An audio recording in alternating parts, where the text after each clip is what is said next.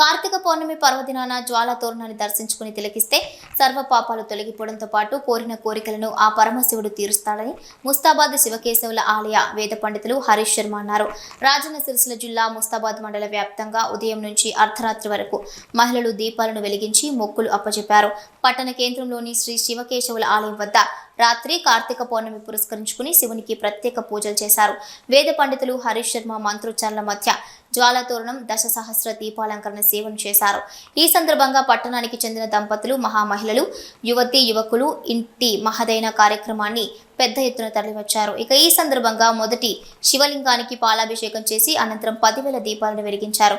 భక్తులు శివనామస్మరణతో స్వామి ఉత్సవమూర్తులను శావాల పెట్టి జ్వాల తోరణాన్ని వెలిగించారు. ఇక అనంతరం భక్తుల జ్వాల తోరణాన్ని దర్శించుకుని మొక్కులు చెల్లించుకున్నారు. మొట్టమొదటిసారిగా ముస్తాబాద్ పట్టణ కేంద్రంలో జ్వాల తోరణ కార్యక్రమం నిర్వహించడం, భక్తులు పెద్ద ఎత్తున తరలిరావడంతో పట్టణ కేంద్రం ఆధ్యాత్మిక శోభను సంతరించుకుంది. ఈ కార్యక్రమంలో ఆలయ committee chairman Elsani Devaiah, vice chairman Narasimhulu, వైద్యులు చింతోజి రాజారాం, డైరెక్టర్లు జాల భిక్షపతి, ఏదునూరి రామచంద్రం, శ్రీనివాసాచారి, ఉప్పల చంద్రం, దొరగల్ల బాలయ్య, శ్రీనివాస్, గ్రామపుర ప్రముఖులు, మహిళలు, భక్తులు తదితరులు పాల్గొన్నారు.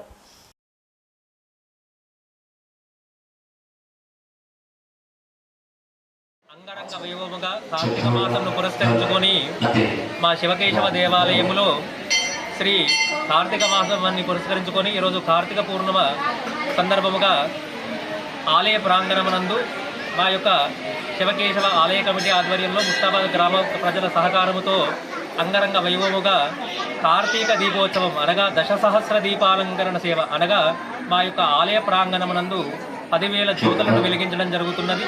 అదేవిధంగా చాలా గొప్పగా అత్యంత శక్తివంతమైనటువంటి జ్వాలా తోరణోత్సవం అనేటువంటి యొక్క మహోత్సవాన్ని కూడా దేవాలయ ప్రాంగణం నందు నిర్వహించడం జరుగుతున్నది.